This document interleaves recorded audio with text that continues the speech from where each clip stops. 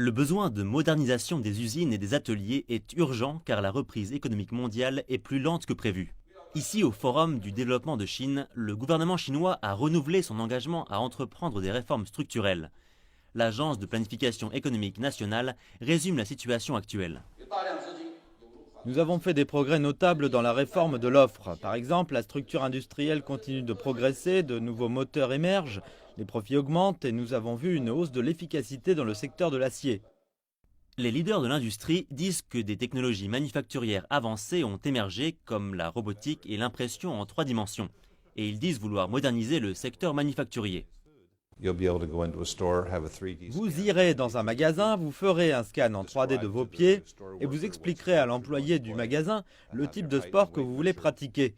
Avec vos mesures de taille et de poids, l'entreprise de chaussures pourra vous confectionner des chaussures sur mesure en utilisant des robots et de l'impression 3D. Hautement personnalisées et sans stock, les chaussures pourront être fabriquées n'importe où avec quasiment aucun travailleur. Tous les grands de l'industrie manufacturière s'y intéressent, bien que leur niveau d'avancement diffère. Les experts disent que ce n'est pas une coïncidence, car cette modernisation leur est indispensable pour rester compétitifs les uns par rapport aux autres.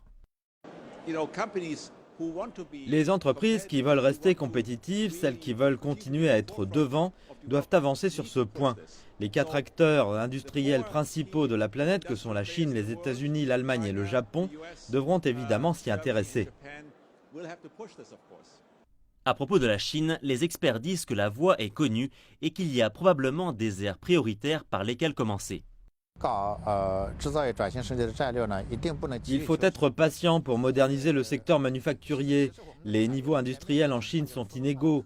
Notre technologie aérospatiale est par exemple hautement avancée. Mais nous avons aussi des industries à fort coefficient de main-d'œuvre.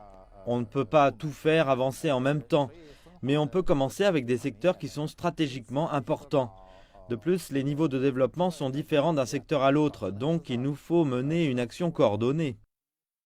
Monsieur Zhao dit que la meilleure solution pour la Chine, c'est de poursuivre ses efforts dans la recherche et le développement et dans l'innovation, et de rester patient.